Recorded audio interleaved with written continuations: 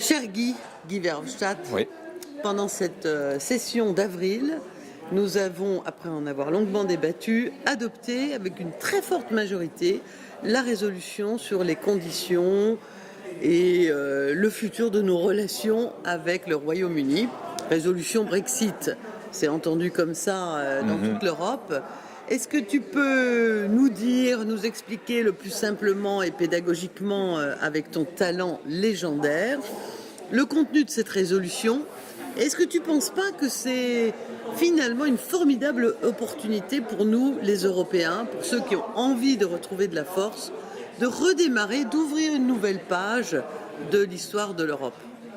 Oui, certainement, parce que ça donne la possibilité, pas seulement de trouver une nouvelle relation avec le Royaume-Uni, mais surtout de reformer l'Union européenne. C'est une occasion qu'on ne peut pas manquer.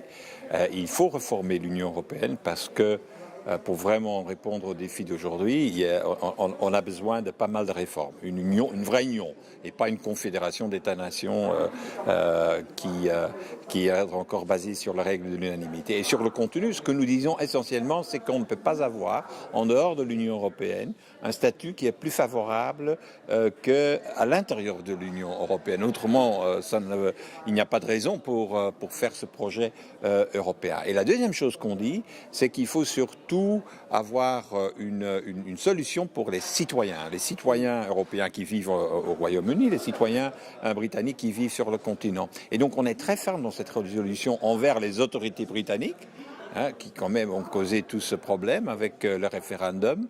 Et l'autre côté, les citoyens, on veut leur donner de la stabilité le plus vite possible, les droits qu'ils ont, etc. Et donc c'est ça qu'on veut négocier le plus vite possible avec les Britanniques. Il y a parfois un peu de chantage. La semaine dernière, ça on va avec la sécurité, tout à fait, le système d'Europol, alors même qu'au Royaume-Uni, il y a des problèmes de sécurité, qu'on a tout intérêt à vraiment tricoter ensemble les mesures de protection.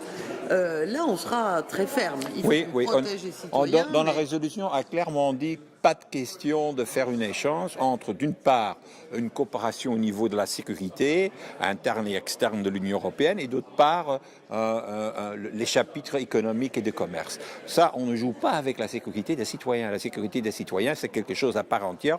Il faut prendre les bonnes mesures, une bonne négociation là-dessus, une coopération avec les Britanniques, mais pas commencer à dire ah bon, on n'est que prêt à faire quelque chose dans ce domaine-là, comme disent les Britanniques, si vous acceptez un accord de libre-échange qui est en notre faveur. Pas question.